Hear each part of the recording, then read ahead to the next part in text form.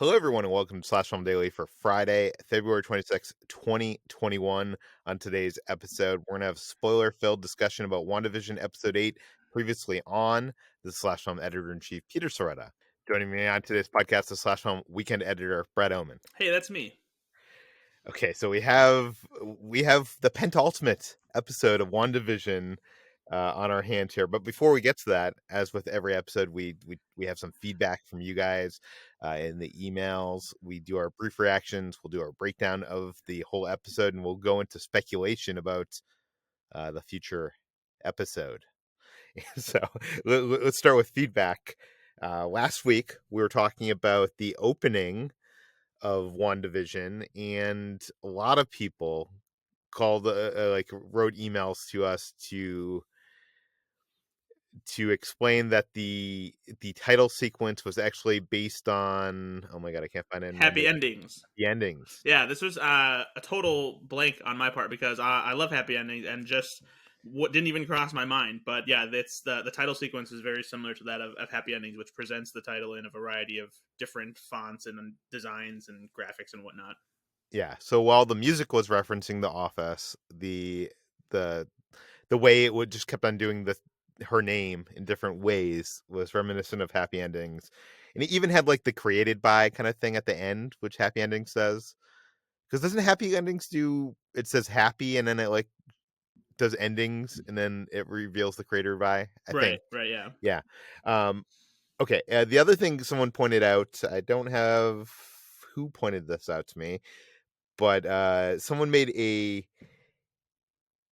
supercut of all the times that Elizabeth Olsen says previously on WandaVision in the opening of the show. And something I didn't notice is from the first episode, she's like really excited about it. But by the time you get to like the last episode, she's like so just like over it. She's like monotone and like she's just done with it. So it's funny that they didn't just reuse the same Elizabeth Olsen previously on WandaVision voiceover Yeah, for it's a each pretty cool episode. touch. Yeah. Chris Evangelista is finally seeing WandaVision. Maybe he'll talk about that on the water cooler. Did he talk about it this week? I didn't get to listen to this week's water cooler. We actually didn't do a water cooler this week. We did a whole episode on Paramount Plus because with Jacob and mine's schedule recently, we didn't have much to talk about, and so we decided to push it to next week instead. Okay, well, I'm sure Chris will talk about it next week on the water cooler. But now that he's seen it, he did point out to us some similarities to in the last episode to the movie Contact from Robert Zemeckis, and there's some interesting things there, like when Monica was going through the hex and like how her like face was distorting is very much how like Jodie Foster's character does in Contact. There was some, I want to say, too framed perfectly to be coincidental Yeah, things with Contact. there's like 2 or 3 shots here that are like framed exactly the way that they were in the same kind of sequence in Contact. Yeah, I'll put a link to that in the show notes if you want to check it out. I'm guessing with a lot of these shows and movies, the filmmakers reference films that they love, and they'll often put together like these, I want to say like sizzle reels. I forget what they're called. They're like Pitch reels. pitch reels. Yeah. And they oftentimes will, it's almost like the music. Sometimes it happens with the music where you hear like a score part of a movie and you're like, that sounds a lot like this score from another movie, and it's because they were using that score in the temp mix. And that stuff kind of comes through sometimes, not just as an homage. It could be an homage here, who knows. I mean, maybe one day we'll talk with a filmmaker and find out, but it's worth noting. And let's see what other email we have here. Blaze in Las Vegas wrote in and he asked, whatever happened to Sword Agent that changed into a beekeeper? We saw Wanda rewind time, but I don't think there was any acknowledgement of whether or not he's still in Westview. I guess the question here, Brad, is like, does it matter? Right? Yeah, I mean, yeah, you would assume that maybe he's just now caught up in the show and just part of the rest of the group where they're on their paths of what they're supposed to be doing, like the Truman Show, essentially. I mean, maybe if this was a show like Lost, the last episode would open with the sewer opening up, and then it would follow the beekeeper. I don't know. They did that. I mean, they kind of did that with inside the hatch, the Desmond. Well, I guess that was the first episode of season 2. Anyways, I don't think we're gonna see anything more of this beekeeper. I think that was just, yeah. I think that reveal has already played, and he's in there somewhere doing something. I mean, there's lots of Shield or Sword members in there. There's lots of clowns and things going on in there. What are they doing? Where are they? I guess we'll probably never find out. Matt writes in about the multiverse implications of the series because we know WandaVision is leading into Doctor Strange multiverse of madness. A lot of people have speculated that this will open up the multiverse to us in some ways. We haven't quite seen that. We saw that maybe a little with Pietro, but I don't know. We'll talk about that later in this episode. But Matt wrote in and he said the events of WandaVision most likely take place before Far From Home, as you've noted. I think this might make the stinger from Far From Home worth looking at again, which could put the appearance of J.K. Simmons at the end of Spider-Man in a new light. It might have been a fun idea for a cameo that could very well end up being retooled to work more for the larger story, seeing as what's happening with the MCU. Just curious what you guys thought. Like, I guess so basically he is saying the fact that J.K. Simmons is in the Spider-Man or the MCU Spider-Man universe now, will that be because of what happens in WandaVision and the opening up of the multiverse? What do you think, Brad? Um, I don't know. I mean, that would be one way to explain, why the J. Jonah Jameson in this universe is also J.K. Simmons. Because in the multiverses within Marvel Comics, usually the characters are just are they look the same, or at least they can look the same, but they just have different personalities, different experiences, and things like that. So it would make sense if we open up the multiverse and we end up seeing, Tobey Maguire's Spider-Man universe, or where we know J.K. Simmons was already J. Jonah Jameson, and then the reason that he's also J. Jonah Jameson in this universe is just because it's a parallel version of the same character. Yeah, I think it's more likely what you said. It's not like J.K. Simmons as Jonah Jameson came from another dimension. It's Right. just that this is the version of that character in the MCU. Okay, Aaron in the UK wrote in, love the podcast. There seems to be a lot of speculation both online and in the podcast about the color of Monica's glowing eyes, especially in the post-credit scene where they appear to be purple. This has led many to suggest that she may be under Agatha's control at this point. Isn't it part of Spectrum's powers that she absorbs and controls the energy around her? This would explain why her eyes glow blue initially, having come through the blue Hex barrier, and why, when she's close to the glowing purple of Agatha's power, her eyes start to glow purple. She's channeling the power that in the same way that she might channel the electricity in the power cables. I mean, I guess that explains it, right? Yeah, I think that's probably what they were trying to get across, when they showed what her perspective was like when her eyes were glowing as well. Okay, let's get into it. Let's go into our brief thoughts on this episode. I'll start things off. This episode's titled "Previously On," and last week on the podcast, I mentioned that Andrew Gamboa predicted, or he kind of predicted this. He sent a message to me, and he was like, "What if the next episode is a flashback episode showing us, how Agatha did everything all along, and told us Wanda's story so far?" And it was kind of like that in a way, but it was done in this kind of Christmas Carol style exploration of them like going into these past moments.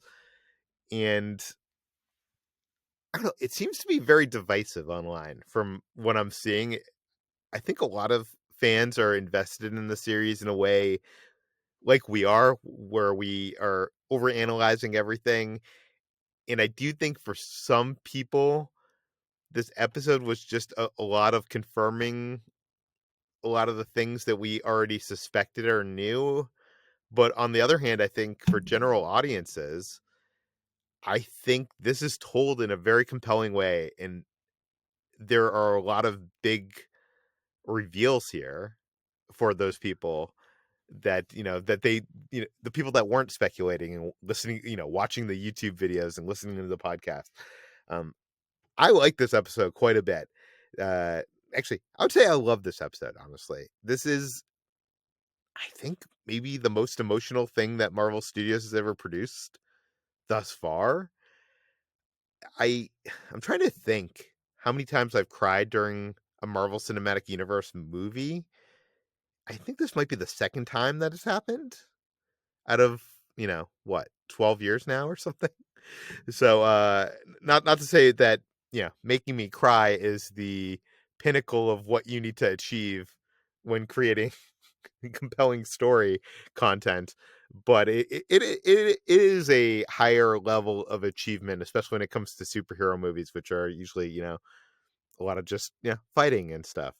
And I personally have no history with Wanda from the comics. I didn't read any of the comics with her, and I never really cared for Wanda as a character in, Avengers Age of Ultron or Civil War. I don't know. She just didn't there wasn't much to her for me. In this series, her character became a lot more intriguing, but I think it wasn't until this episode that I actually cared about her, and this episode not only got me to care, but I now am so invested in what happens, and I think this is a huge achievement on a story and character level for a Marvel thing to achieve, because I think I care about her more than I care about 99% of the characters in the Marvel Cinematic Universe at this point. So I don't know. I really like this episode. Very emotionally invested into it, and while some of the exploration of the past felt a little clunky, I do like that they tried to do something outside of the traditional and not do just a flashback episode where they had, like, the witches going throughout these times, and in seeing these periods happen around them. I think that was kind of like a unique idea. I'm not sure it was entirely successful. I don't think it was, you know, as successful as it could have been, but I like the idea of it. Brad, what did you think of this episode?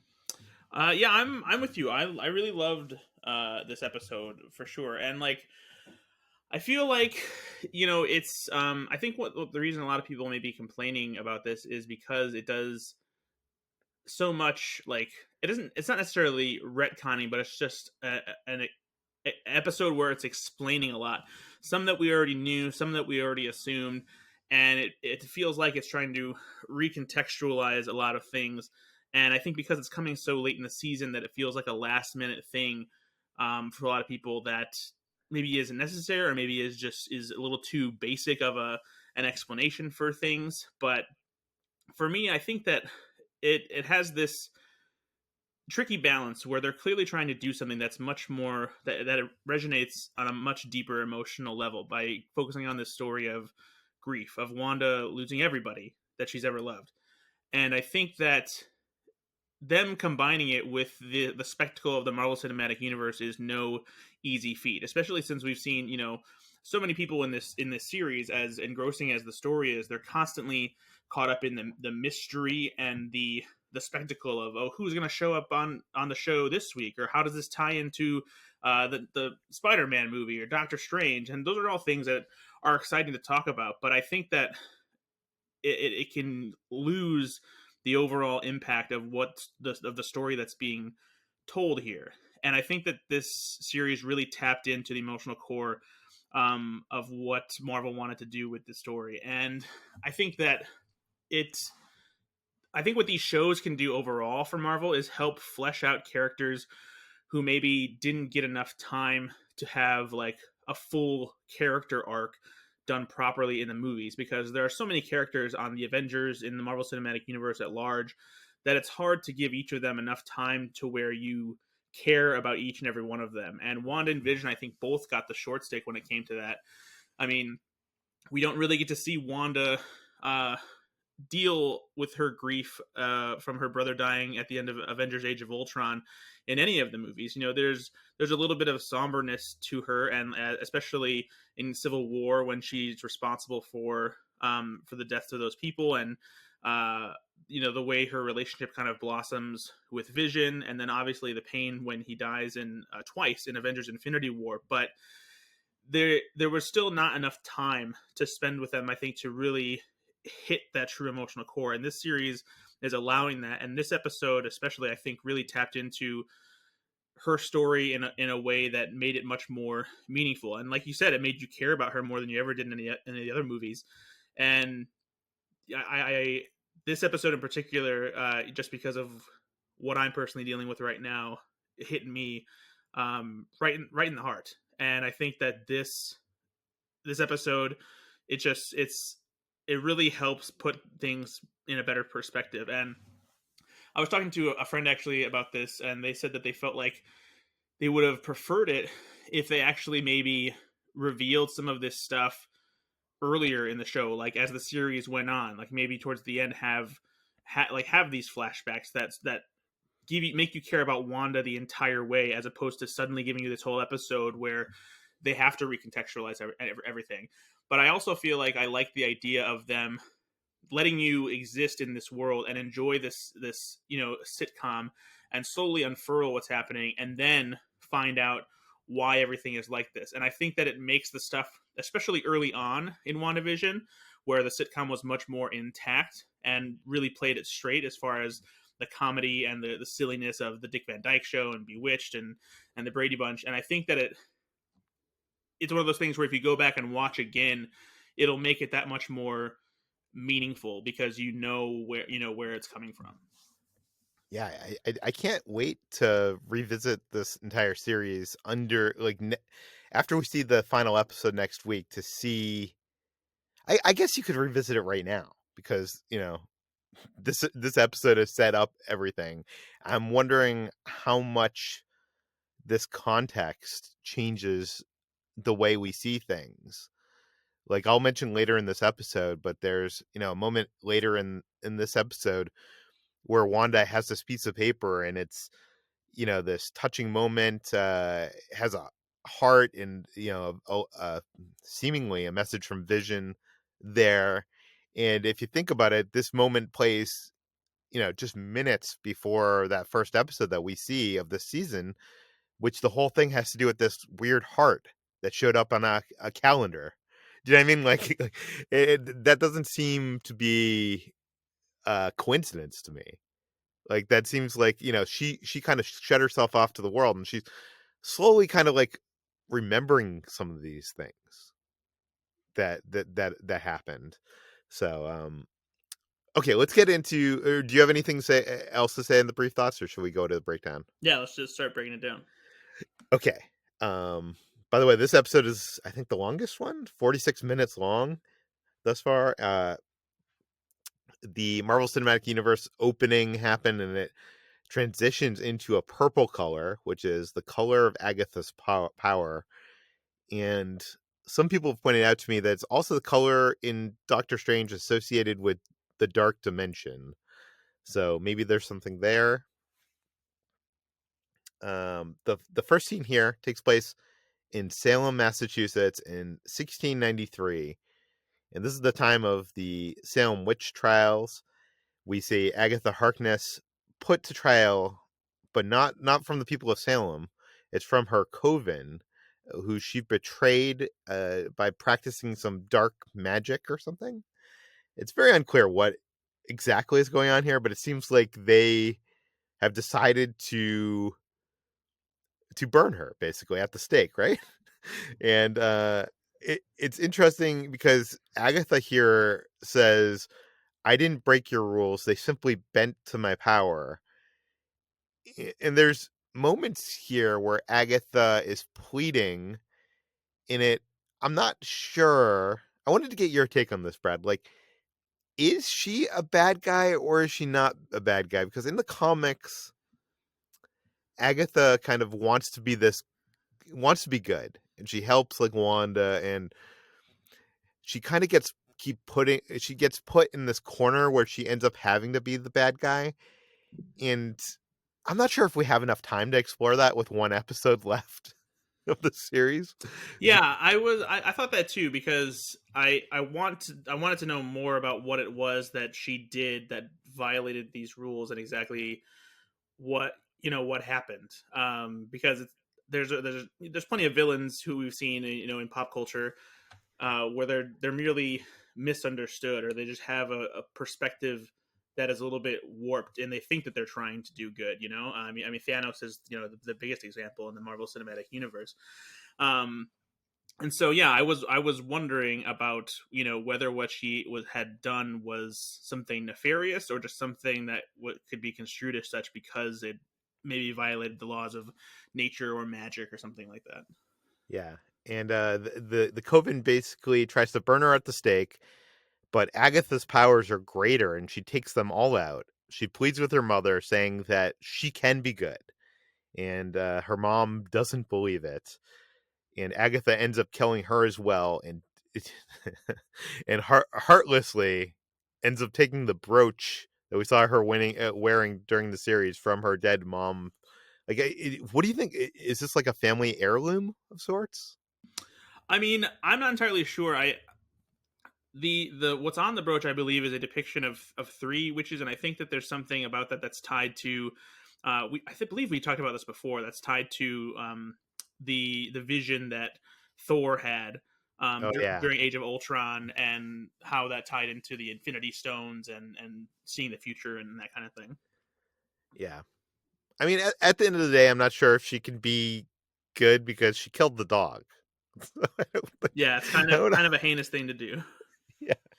I do think this is interesting that they chose to set this in 1693, which when it first comes on screen in Salem, Massachusetts, you're like, oh, the Salem witch trials, and you think that she's going to be burnt alive by, or like it's going to be the people of Salem, but it ends up being the witches, her own coven, and it, in the end, tell me if I'm wrong here. In the end, presumably, 1693 was like when the famous witch trials like ended.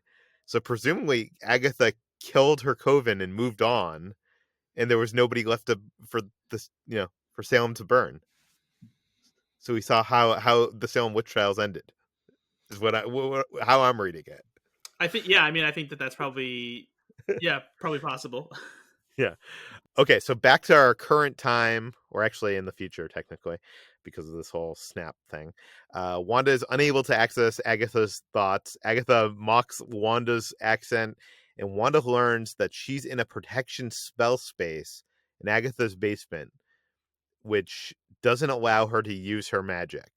So she's basically like a prisoner.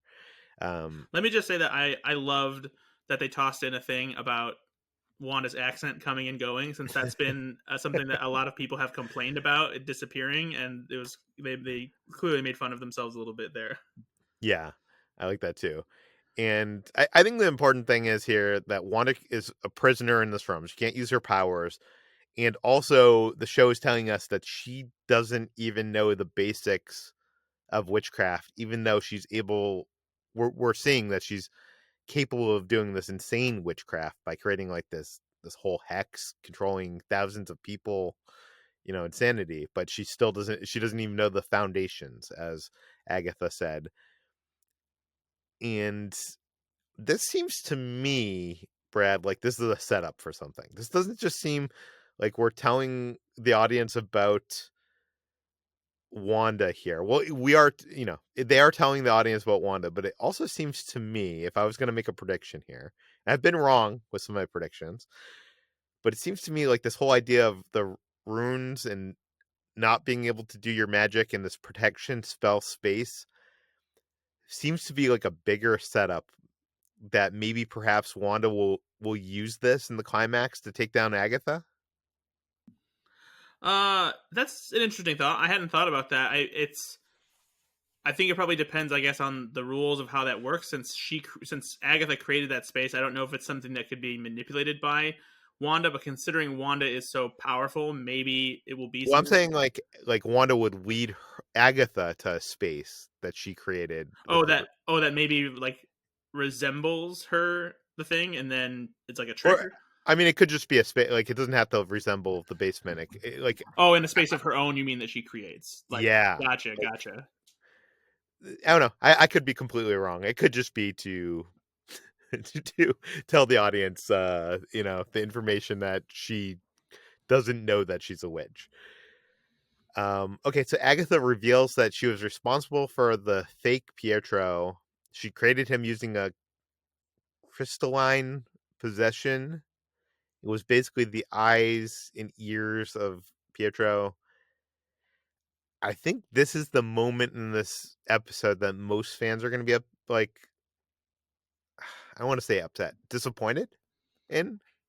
Yeah, because it feels like it's leans away from what people were really excited about, which was that this might be the Quicksilver from the X-Men universe brought in and really like establishing the multiverse as a place that has been accessed and is being opened up. And even though we know that's coming, it seems like that's not the case with this character. But it does make me wonder how and why she used that version of Quicksilver to do this. Maybe there's more to be revealed there, about where that version of Pietro came from and why it was used in this case. Because if it wasn't intentional and if it doesn't turn out to be something deeper, then it feels like a missed opportunity, and something that was used more so just to drum up excitement without any real substance behind it.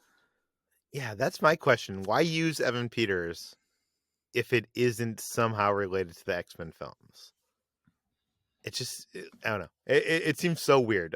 I'm guessing there's going to be more to the story, or I'm hoping there's more to the story because it does seem weird. Okay, so we learned that Agatha sensed what was going on in Westview, and because so many spells were cast all at once, and she was basically drawn to figure out what was going on here, which seems a little convenient, but whatever. Agatha uses Wanda's hair to create this door into Wanda's past. Wanted to ask you, Brad. I already kind of gave my opinion on this, but what did you think of this whole Christmas Carol style exploration of flashbacks? Yeah, I really like this angle. It's familiar, it's derivative for sure, but it allows us to get an origin story for Wanda without giving her, a movie that explains where she came from. We had a very basic idea of how she came to have these powers, but I I do wonder if this was something that they had thought of early on when they brought Quicksilver and Scarlet Witch into Avengers: Age of Ultron, or if this was something that came about as the time went on and they figured out the story that they could tell and how they could essentially, it's because they're not technically retconning anything because the stuff that happened still happened, but it's just that we didn't have all of the information about Wanda's past. And so I like how it digs back to these moments that we thought we understood, but realized that we didn't fully have a grasp on. Yeah. We'll get to that moment in a second. Okay, so the first moment we see is Wanda's childhood. Oleg and Irina, Wanda's parents, gather together with the family around the TV for movie night, where they watch old sitcoms to help learn English. And am I reading this right? That basically the father sells these DVDs on the street to make money? Yeah, that's what I understood. It seems like he's maybe a market seller, someone who just tries to sell what maybe are bootlegs, even, because that's something that happens in a lot of countries around the world. They sell bootleg DVDs in these street markets. It was weird because some of them looked like they were just like normal releases, but then other ones that didn't have titles looked like they had like those photocopy covers in Yeah, the DVD sleeves. Um, I do want to note that these are not the actors from the commercials. Me and a lot of other people had theorized that the actors from the commercials were going to end up being Wanda's parents, and that turned out not to be true. So, uh, it's funny in this briefcase. There's a lot of like TV shows that inspired this series. So there's I Love Lucy. There's Adam's Family, Bewitched. Who's the Boss? Malcolm in the Middle. I Dream of Jeannie. Wanda picks to watch season 2, episode 21 of the Dick Van Dyke Show. Uh, Brad, were you a fan of the Dick Van Dyke Show? So it wasn't something that like I grew up watching religiously or anything. I would catch stuff here and there because it was on Nick at Night when I was younger, and so when Nickelodeon would turn into Nick at Night, I would see things here and there. But it's not a show that I grew up watching in the way that I did a show like the Brady Bunch or I Love Lucy. See, I used to watch this all the time on Nick at Night, and I've actually seen this episode. And this episode is actually a it was a big episode for its time when it originally aired. It's called "It May Look Like a Walnut," and it's an homage to the Twilight Zone. And in the episode, Rob, Dick Van Dyke, he wakes up in a reality where all of his family and friends have been turned into walnut eating, air drinking Twilightites. And it's I mean, at the end of the episode, he wakes up and it was all a dream, that kind of thing. But it was kind of this bold. It's considered one of the best sitcom episodes of all time. You see it like on lists of like the 100 best sitcoms, and I think it's because it was such a big, bold swing. Because it was like the second season of this show, and they just did something so very different and outside of its wheelhouse, and especially being so early in its run. But it's also worth noting that this is actually the 20th episode that aired on TV, but it's the 21st episode that was filmed. So the DVD sets that release the episodes, it's actually episode 2021 on the DVD sets. I've seen some people confused about this online on Twitter. So the DVD set has gone to the original filming of release order, but it was aired as episode 20. I don't know. Anyways, I'm getting too nerdy here. But it we see this family in this Sokovian, like, do you want to call it a hellhole, I guess? There's like a war going on outside. They're trying to escape their shitty lives by watching this old sitcom on this crappy small TV. And all I can think while I'm watching this, Brad, is like how much I miss going to the movie theaters and being able to like, escape like the reality of our times Yeah, for currently. sure. Yeah. Then of course the explosion hits. The Stark bomb is sitting in the middle of what the remains of the living room. The parents are dead. The kids are alone, and Wanda tries to find an escape in the episode that's still playing on the TV. But she's unable to awake from this bad nightmare. It's reality. I want to say I called this one. I think in like one of our early episodes, maybe it was like episode 2 or 3 of this podcast, I said that they were going to be watching sitcoms as the parents got killed. Yeah. So I say a lot of insane theories that don't end up being true. Like the mailman being in on it, which we'll see later was not the case. Uh, but this one I do want to take credit for. I was right. But okay, so Agnes thinks she used a probability hex to stop the bomb from exploding for the 2 days that they were sitting there. And we learned that Hydra didn't give her powers. She was the first test subject to not be killed when forced to when faced to go face to face with the Mind Stone from Loki's scepter. And Agnes theorizes that the Infinity Stone amplified her already undiscovered powers. So this is what you're talking about when you're saying it's not necessarily a retcon, but it is, because before we thought that her powers originated from was like a science experiment, and now she's a witch. Right. Yeah, but and so yeah, and it's yeah. I mean, so it's a retcon in like in technically because it recontextualizes what happened, but that could have easily been there all along. Yeah, So I know Jacob. I wish I could have got him on this podcast, but he was unable to do this podcast. He's so happy about this because he loves the character from the comics, and he loves that she's a witch, and didn't really like the that them getting magical powers from a science experiment. So I'm sure a lot of fans are going to love this. I don't mind.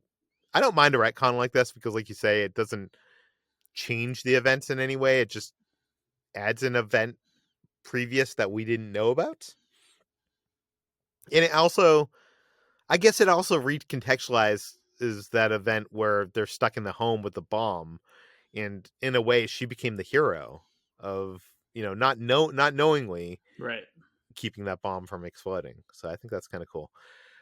So when she encounters the stone, it turns yellow, and she sees a vision of a woman floating down from the sky, which looks a lot like Scarlet Witch from the comics. Is that what we're seeing? Yeah, it's definitely a silhouette of Scarlet Witch in the style of the costume that we saw her wearing on Halloween in the previous Spooktacular episode.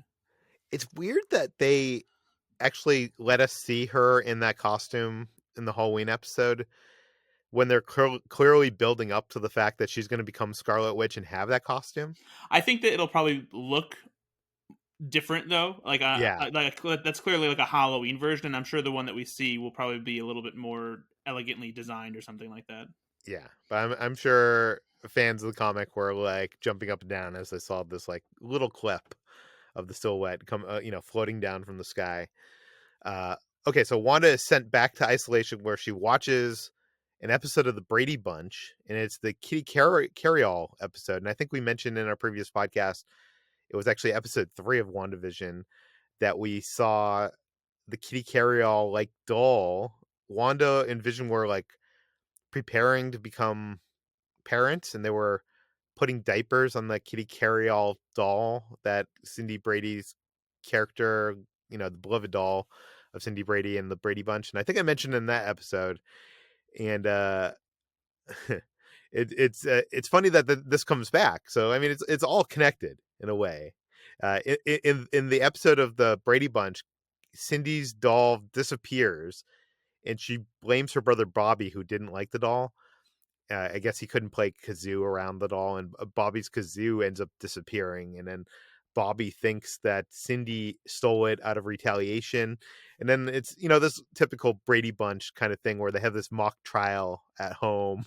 And in the end, they find out that it was actually the dog that was responsible for stealing both items. I will say one So, thing I found a little bit interesting about the episode that they featured.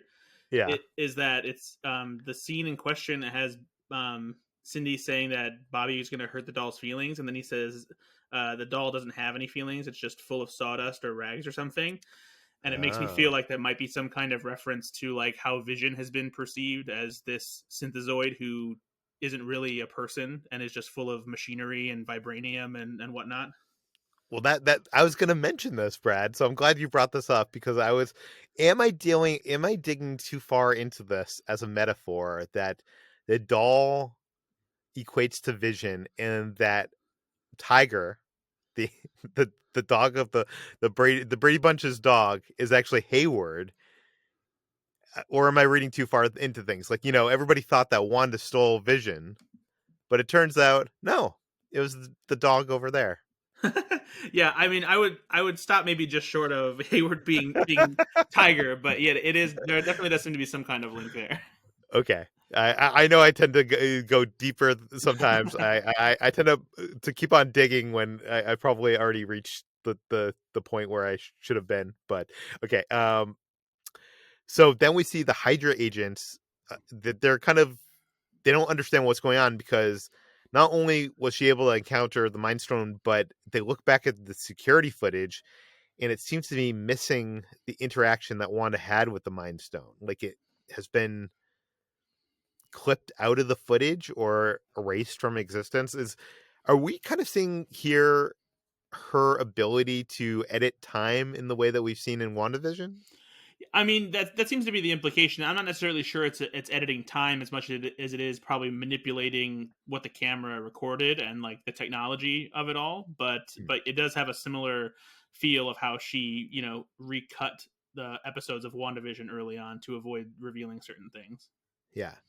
The next scene we see is set during Captain America Civil War. And this is a moment between Wanda and Vision. They're at Avengers headquarters, and Wanda has just lost her brother. And she's trying to explain the comedy of a ridiculous sitcom to a robot. And Vision is also trying to comfort Wanda over her recent loss. And it's kind of a sweet moment. And I don't know. I think I don't know. I got emotional during this moment because the way Vision looks at grief as love persevering, it's such a wonderful way of looking at it. I think. Do you have any thoughts on this moment? Oh boy, do I have thoughts on this moment, Peter. Not to put you on the spot, Brad. By the way, I want to say I want to like make you relive this whole thing, but if you haven't listened to the water cooler, the last water cooler, which was like a week and a half ago, Brad told the story of his recent loss. So I'm not going to make you go into all that, but like you coming into this episode, you were the Band-Aid was just ripped off. Do you know what I mean? Like it's a fresh wound for you to be dealing with these same kind of themes. Yeah, this was, I mean, in the weeks that have followed since, just for, if you don't know and you haven't listened to the Water Club episode, my dad passed away a few weeks ago suddenly, and it was a big, shocking, devastating surprise.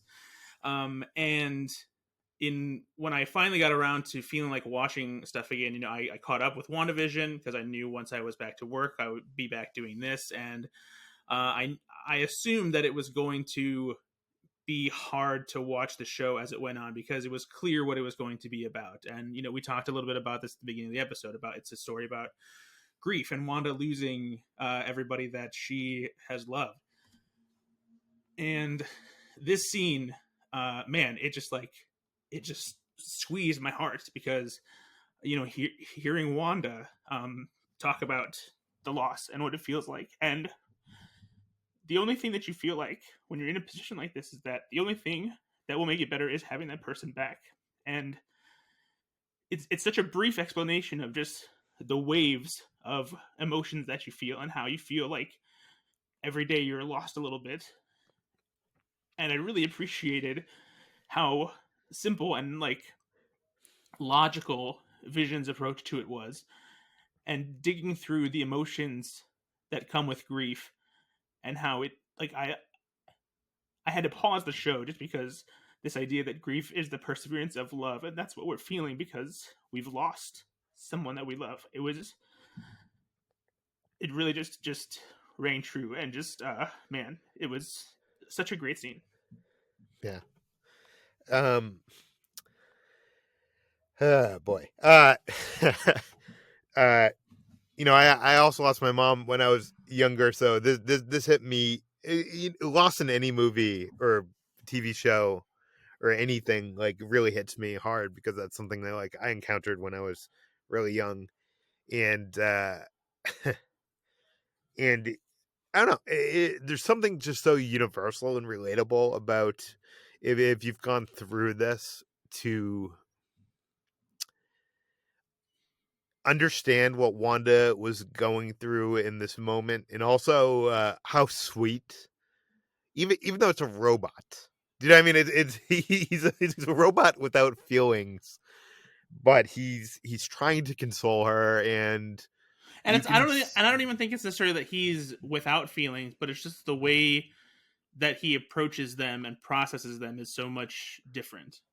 Yeah, and he's approaching it with logic, Yeah, which usually doesn't work against emotion. yeah. But I don't know. I thought his reading of that was just so beautiful, a beautiful way of putting to look at grief. Um, but okay, let's move on. Wanda went to Sword because she wanted closure with Vision to give him a proper funeral. Uh, actually, before we go on to that, Brad, I do want to ask you, like, do you think like that's true? Like, do you think that's why she showed up there, or do you think she had the intention of bringing him back? She, I think that, I think that she was being honest. I don't think that she had the intention of going there to do anything with Vision except wanting to provide closure by burying him and having a funeral, because she didn't seem like it was something like she had a plan or anything. She was clearly distraught, and she wanted to pay respect to, the person that she loved, her, her soulmate. And so I don't, I think that it was exactly what we saw, and it took just a completely different turn because of what happened. But so yeah, I don't think that there was anything there except her wanting to just pay respect to Vision by burying him. Yeah. She meets director Hayward, which, by the way, we got an email from a listener named Quaid who wrote in that that Wanda's introduced to Hayward as he introduces himself as director Hayward, but when he introduces himself to Monica, he introduces himself as assistant director, or yeah, assistant director or active director, something like that. I think it's Director. acting director, I think. Yeah. So why do you think there's a difference there in the way he introduces himself? I feel like with Wanda, he was trying to maybe create a sense of authority and like not necessarily create any questions about whether he was in charge and what he was able to Yeah. do. And with Monica, I think maybe it was more of a thing about respect to her mother and like giving her a sense of security that he's not taking this position like as like an authoritative figure necessarily. It's just a job that he's been put into for the time being, which, as we've seen, it probably isn't the case. Yeah. Quaid theorized that Hayward is now a LMD, a life model decoy designed by Sword, and that's why he's introducing himself differently. I tend to believe that your explanation is the correct Yeah, explanation, I'm not sure which about is that. That seems like a big leap.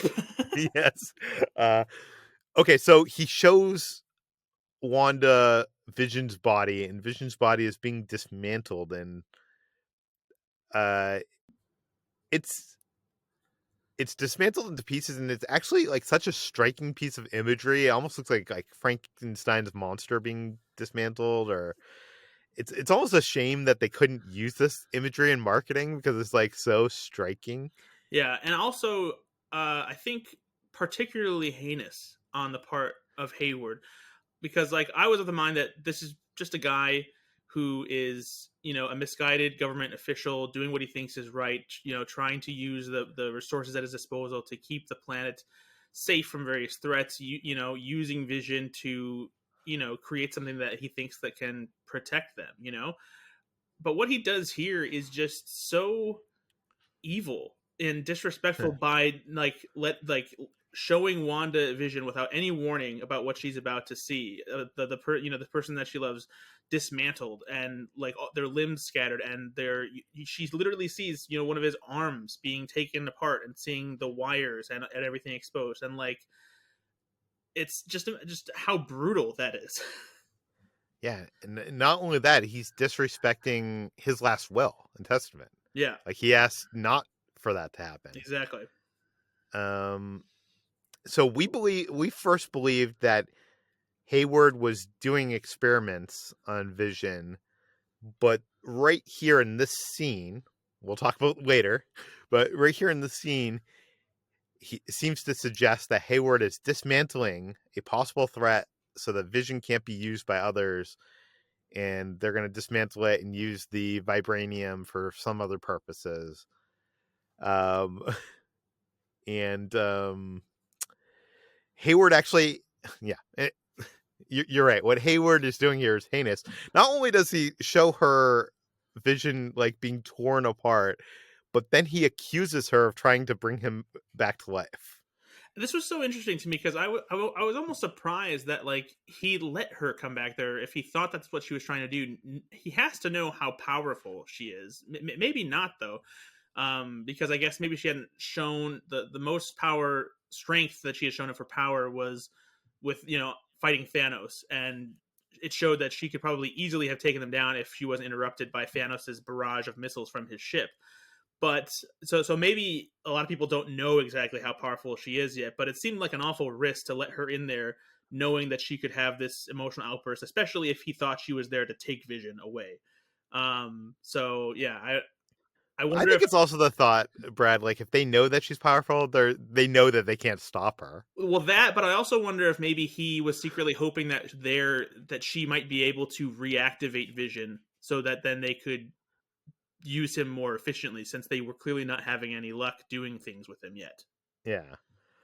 Um okay, so oh, and I should also mention that the image here of him being dismantled is similar to a panel from the Vision Quest comic book arc. Uh I'll put a link to that in the show notes as well. So Wanda breaks through the glass on the second floor window, floats down to inspect the lifeless body of her former love, and it's this really, really sad moment where she puts her hand on his head and she can't feel any life in him, and she. It's interesting here because we see she doesn't steal or rescue the body as we had been told. Hayward said that she stole Vision's body. She just leaves. And well, that actually brings some questions to mind. Like, so we found out a couple episodes ago that Hayward was tracking Vision's body inside the hex. If Vision inside the hex is just a creation of Wanda, why is he tracking him?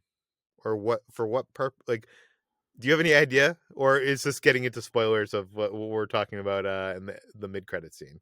I think it's possible. I Part of me thinks that, yeah, it's maybe him covering his bases. Like they're sensing something that at least they think resembles, Vision's body, his signature, whatever you want to call it. Um, that Wanda, has created in this world. And so, if anything, maybe it's just him keeping up appearances that they're not in possession of Vision's body anymore, or something like that. Okay, so there's a paper on the passenger seat. Wanda drives to Westview, and we get a view of what Westview was like before she got there. It's this really shitty New Jersey town that seems to be many years past its prime, and we see a lot of the citizens that we recognize from Wanda sitcoms, but all of them seem to be going through the motions of their, I want to say, like, loveless, empty lives. Um, it's almost remarkable.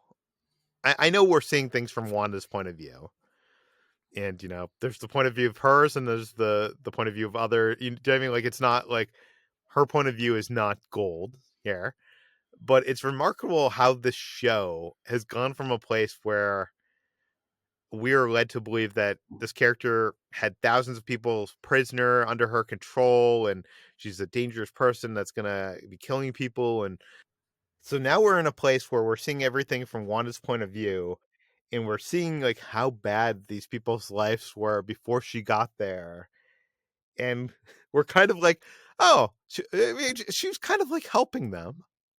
What do you think about that, Brad? I wonder if it's not necessarily that we're seeing it from her perspective, but I wonder if this was Marvel's way of making what Wanda did feel a little less Yeah. villainous, so that when, by changing Westview and bringing these people into it, she's not necessarily, even though they are essentially hostages who are being controlled by her, that maybe the existence that she created for them was better than this rundown town that it was before. Yeah, we even see the mailman was not even a mailman. He was a pizza delivery guy. So it looks like even his life got better. I mean, depending on which way you look at it. I don't know. Uh, but okay, so she walks up to this plot of land that has the remains of a foundation of a house that is no longer there, and she opens up the piece of paper to reveal that this was a seemingly a gift from Vision, a place for them to grow old together. It says with a heart there, and I mentioned that that heart appears on the calendar in the first episode of WandaVision. Oh, one other thing I want to mention is the license plate on her car says Excelsior on the bottom of it, so that's a reference to Stan Lee. But Also, Brad, I don't know if you noticed what their address is and where they live.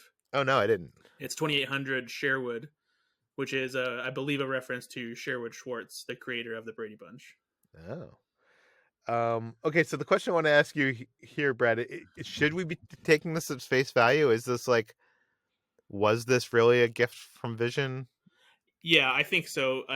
It seems to be like it's not like a perspective warp or anything like that. I think that this is they had intended to live a life together in this area, and this was where they were supposed to be. And this adds some significance to a moment that we've only seen in the marketing so far that I'm certain will be in the final episode of the series when whatever the final battle is between if it's between them and Agatha Harkness, where um, Wanda has says this is our home, and then Vision says, "Well, then let's fight for it." So I think it's clear this is where they were supposed to live. Yeah. And okay, so she uses her powers to transform the town into the sitcom perfect reality, set in black and white. And Vision is there. He welcomes her home.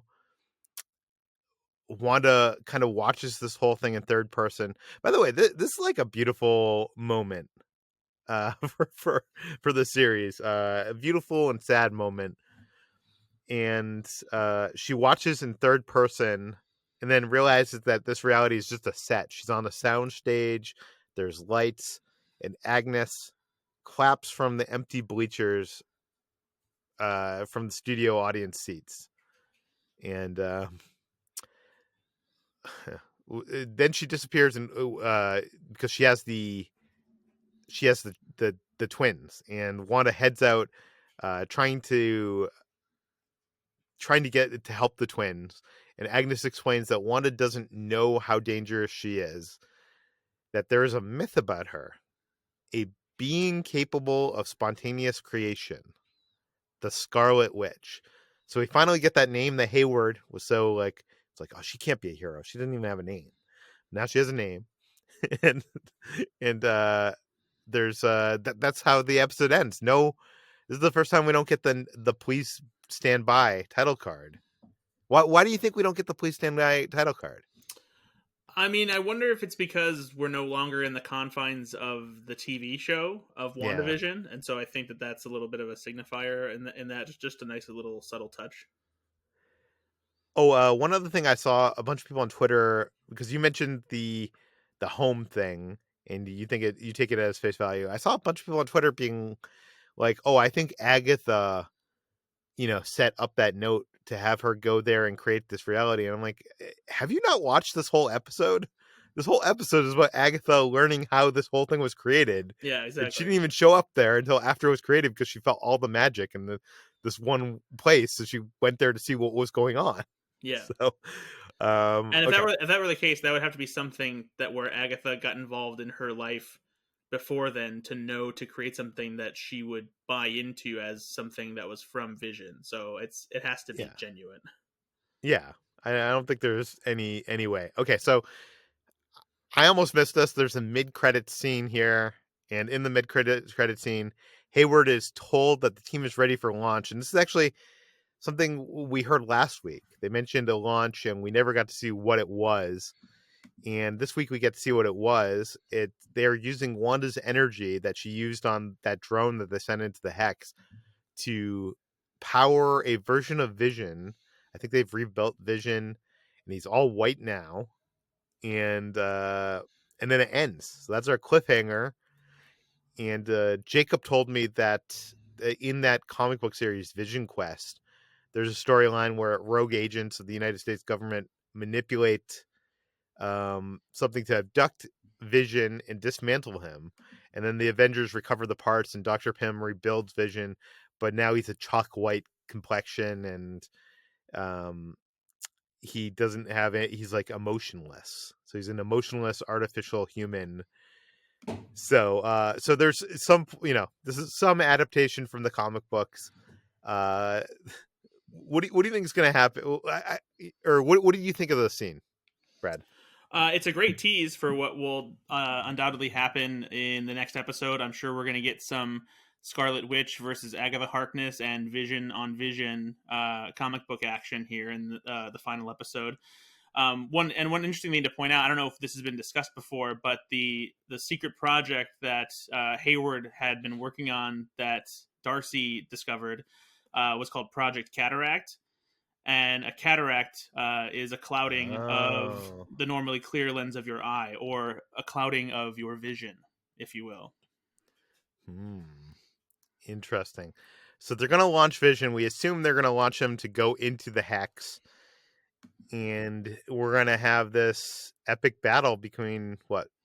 Well, is he going into the Hex to battle Vision, or is he going into the Hex to battle Wanda, or I guess Wanda and Vision? Yeah, probably both, because as we also see at the end of this episode, is that it's that Wanda's powers allowed her essentially to recreate Vision. And what I guess what's not clear, or maybe is clear now, is if this is actually a real being and not just something in Wanda's mind. Because I think that was previously, when we had seen Vision from Wanda's perspective, there was that flash where she saw his face, with the whole chunk taken out of it and colorless and lifeless, But as we see here, it looks as if she was able to use her powers to completely recreate Vision from her own mind.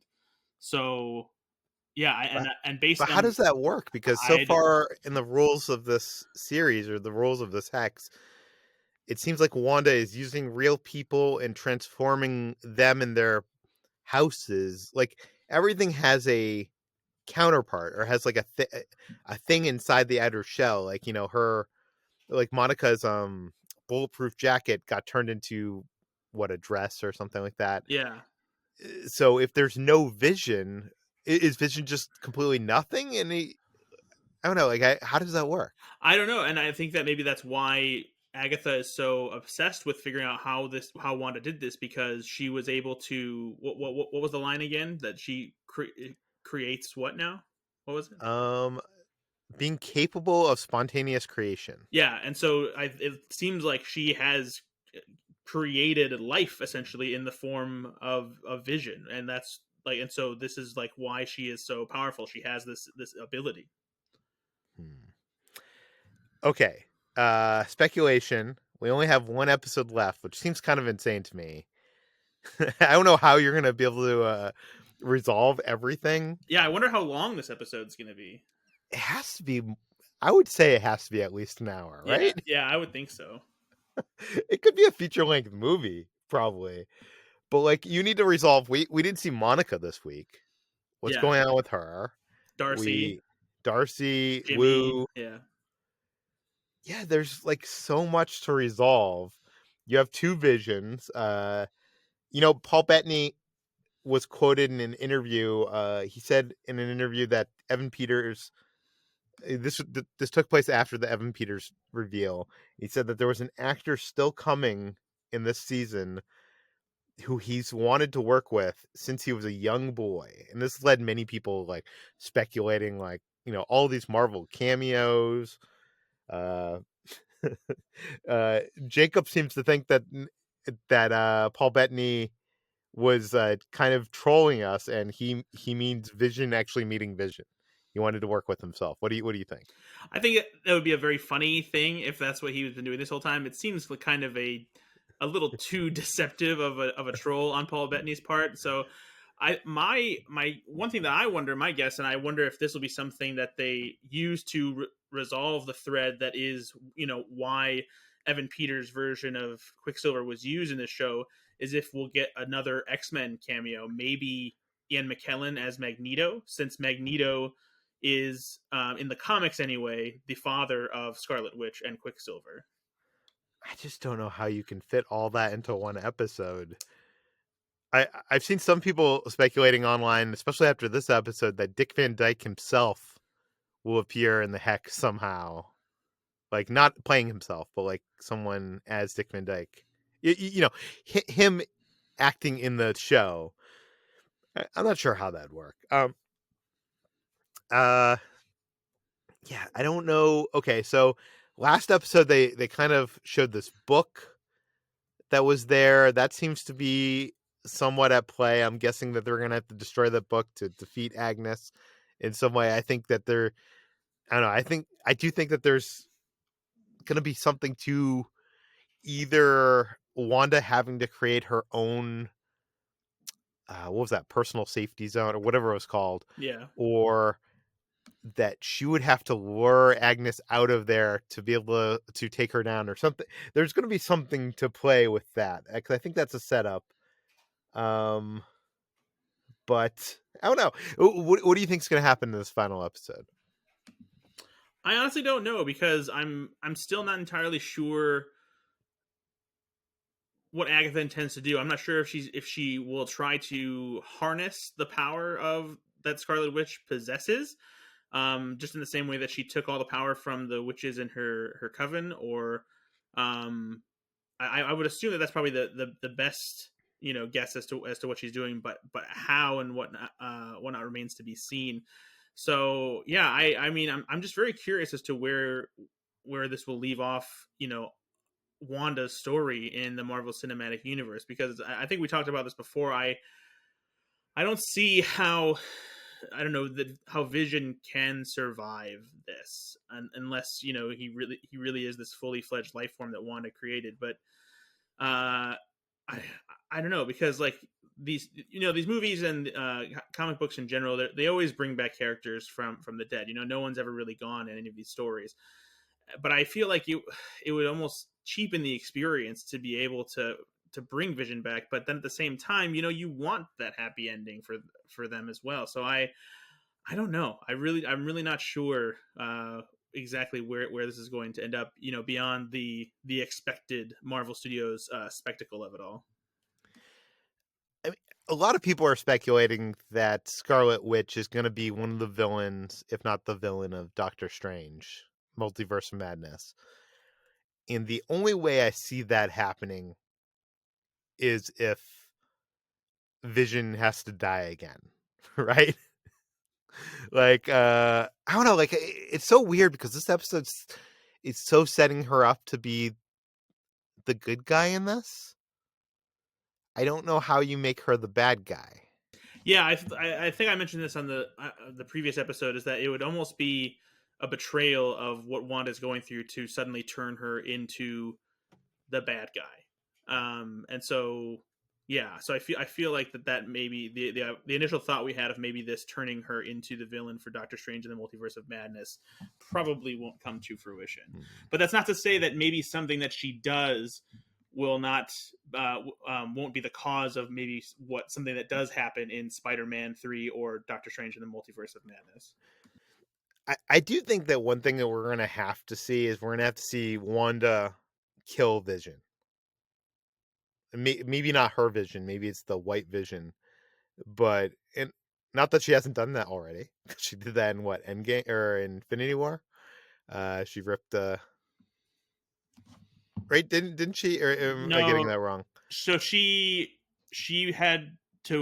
blew up the stone. She didn't. Yeah, She yeah, yeah. She didn't pull it out of him like Thanos did. But yeah. yeah, yeah. So I think that's going to be an emotional moment.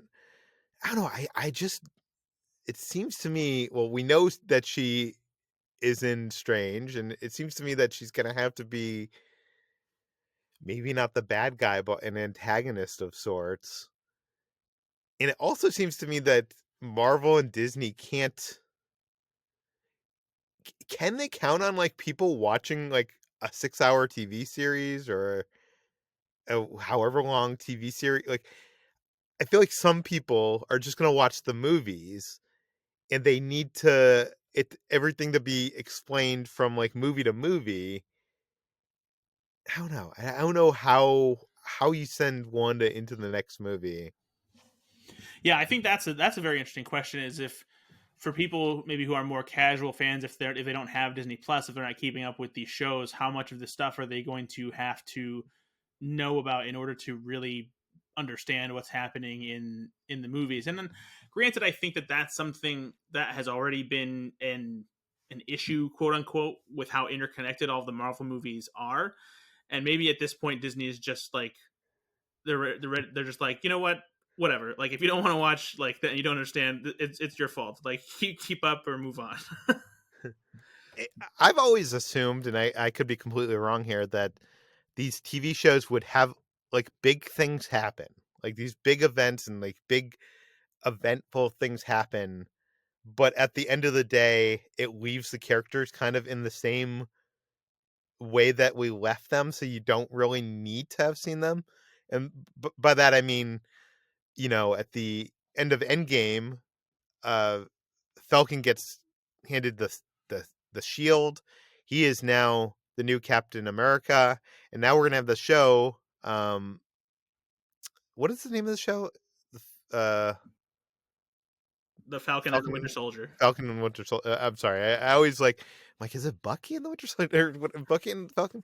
The Falcon and Winter Soldier. I feel like that show is gonna be largely about him kind of refusing the call. He can't be Steve. He's not the new Captain America. And then by the end of the show, he's gonna become Captain America. And then next time we see him in a Marvel movie, he'll be, the new Captain America with the shield. He's, the Falcon version of Captain America. And if you had only seen Endgame and then you see the next movie with It Falcon, would still make it sense. would totally make sense.